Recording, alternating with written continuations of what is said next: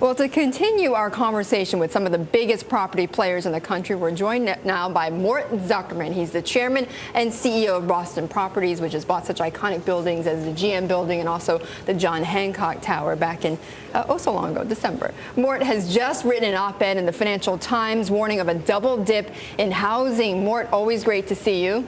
Good to be here. Okay, so I read this piece yesterday, very good piece, and this is what you write, and you actually pretty much end with this. You write, the continuing decline in the housing market is a dagger pointed at the heart of an incipient economic recovery. Why are you so bearish? And I know you've been bearish on housing, but why still? Well, we've had a $9 trillion loss of home equity because of the decline of housing prices over the last 3 years. Home equity has always been the largest asset on the balance sheet of the average American family. Right. We've had 4 months in a row, according to the Case-Shiller Price Index, of declines, continued declines in housing prices. This is sort of the beginnings, it seemed to me, of another decline in housing prices.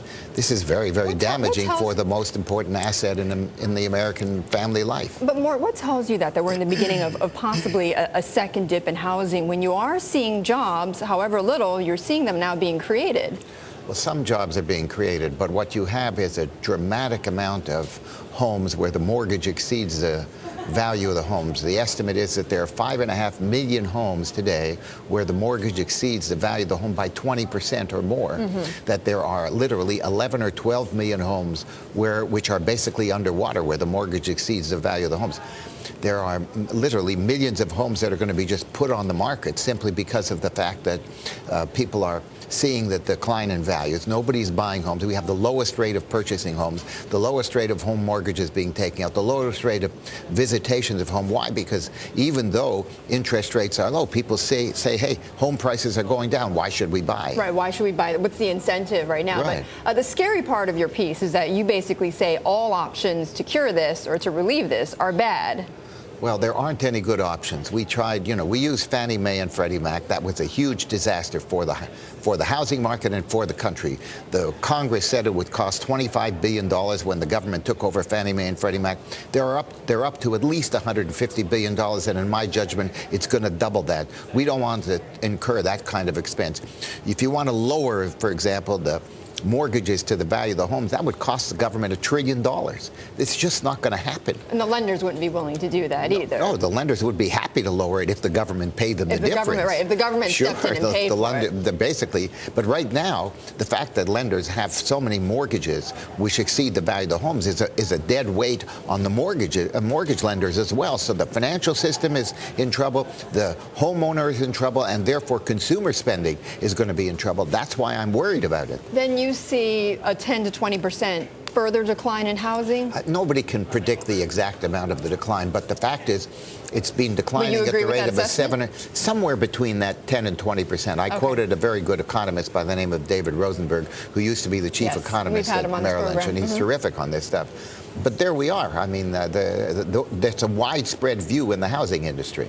In residential housing, it sounds pretty dire. But let's turn to commercial real estate. We've been talking with some of the biggest players, in New York real estate, who've said, look, demand is now starting to come back. Is that something that you're seeing as well, Mort? Yes, there is demand, but you cannot confuse New York as an office building market or even some of the other major financial centers with the overall market.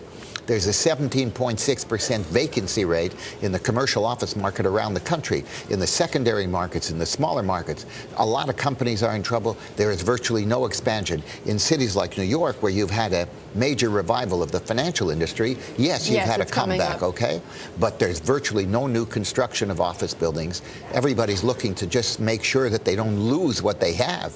So even though rents are still down. Rents are down, probably, depending on the market, 15 or 20%. We have about 10 million feet in New York. We have a vacancy of around 3%, but we're at the upper end of the market, which is the market, that part of the market that's doing the best.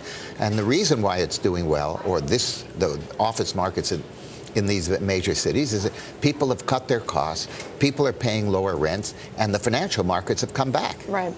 And Mort, I want to get your take on this AIG news that we've been talking about, the share sale, the Treasury conversion, because I know you've been quite critical about the government and its relations with business. What do you make of Treasury now taking these steps to get out of AIG? Listen, I think the sooner the Treasury gets out of running these large companies and basically supervising all their major decisions, the better it is for the companies. So I'm all in favor of having the government pull out. A lot of the rescue operations, in fact, turned out very well, both for the economy in terms of keeping these companies operational to a degree. Right. And frankly, nobody expected that they would be able to recover as quickly and that the Treasury would be able to get as much money back as they did. So I think in that sense it was good, but it's also good to get them out. Right. We've had this debate yesterday, too, when we were talking about TARP Watchdog and their assessment of the auto bailout and whether or not it was a success or not. In your view, was it a success, these bailouts and these rescues? Certainly the automobile bailout was absolutely a success. We could have decimated those companies. It would have taken an awful lot of time to rebuild them. We kept them going. Now that they're not only operational, they've really adjusted to the market, and we saved a million jobs, God knows what. Right. It's a big part of the manufacturing base of this country. Right, the auto bailouts, but it's a little less clear with Citigroup, maybe a little less clear with AIG. Oh, don't get me wrong. I thought the first place to force out the CEOs of both of these companies, in my judgment, turned out to be a huge mistake, because these are guys who never would have allowed to happen what in fact happened both at Citigroup and at AIG. Hank Greenberg, say whatever else about him, he was a micromanager. He never would have allowed the London branch to get into billions and hundreds of billions of dollars of credit default swaps CDSs that basically broke the company. But anyways, we are where we are right now. They saved the companies to a degree. They prevented it from their collapse from having even further negative effects on the financial world. And now they're going to bail out. There will be some costs, less than what we all expected. And in a sense, I think it was by and large a successful operation. But the sooner sooner the government gets out of running these businesses, the better. The better it is. Now, this share sale, the share offering, rumored to be, I don't know, something along the lines of $20 billion or so of AIG. Would you buy into it? You know, I don't know enough about AIG to really tell you whether I'd buy into it. There's probably a price at which I'd buy into it. I just don't know what the price would be. But Citigroup, for example, I knew more about that, and I did buy it when they sold some of that stock publicly. And you've done well. Yeah, everybody's done well. Yes, everybody's done well. And so I think it was a success, in a sense, to have the government make sure that Citigroup didn't collapse and AIG didn't totally collapse, because they would have their collapse would have had just absolutely catastrophic consequences for the financial world. Why did you buy into Citigroup, though? What was the appeal? Well, because I think it's still a great bank on many levels, and I think it is and I have to tell you that Boston Properties owns Citigroup Center, and 399. So you're their landlord. So I'm their landlord, but that's not the reason why I bought it. Right. But I wanted to show support. But you want them to do well, obviously, and keep paying the rent. Absolutely. There was a story in the cover of the New York Times business section today talking about Moody's and S&P warning that the U.S. may lose its AAA credit rating. We've heard these calls before. However, this is the first time we've seen two agencies say that they could cut this, or at least turn to negative on their outlooks in the next 2 years. Listen, we are faced with the most dramatic, the most ridiculous fiscal deficits in our history. The deficit going forward after the tax cuts or non-tax increases were put through the Congress, we're looking at a deficit of $1.6 trillion, something on that order. We've never dealt with anything like that. And everybody's looking at us and saying, this is unsustainable. Right. It is unsustainable. It's sooner or later, there's going to be something that's going to happen. It's going to happen much more quickly than we anticipated, and our credit's going to get in trouble. I'll give you an example.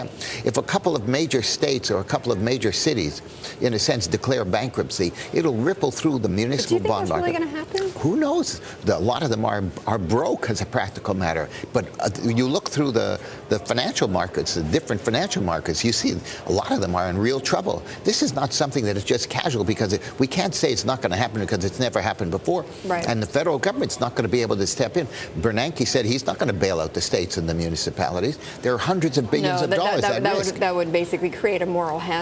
Well, not only a moral hazard, it would break the bank. Right. We simply can't afford to carry all of this debt. We'd all be paying for it. Right. Mort, the last time you were on with me, though, and I just want to leave you with this. You critical of the government, obviously. Do you feel that Obama is listening anymore to business since then? Well, let me just tell you, his appointment of Bill Daley as its chief of staff, I think, was the single best appointment he has made in the last several years. Bill Daley is he's a grown-up. He's a rational man. He's a constructive man. He doesn't play games. That is exactly the kind of person he needs. He's got some experience in the business world, some experience in the political world. So he's a terrific man. I knew him from the Clinton years. Again, I'll declare my hand. He was on the board of Boston Properties for a number of years. He was a fabulous board member. I think it is a great move if he listens to him. If Obama now listens to Bill Daley, okay? Right. He's got to get off whatever ideological agenda he came into office with, which proved to be a failure. And move more to the center. Mort, always great to talk with you. Very entertaining and also informative. Boston Properties Chairman and CEO Mortimer Zuckerman with us on Property Players and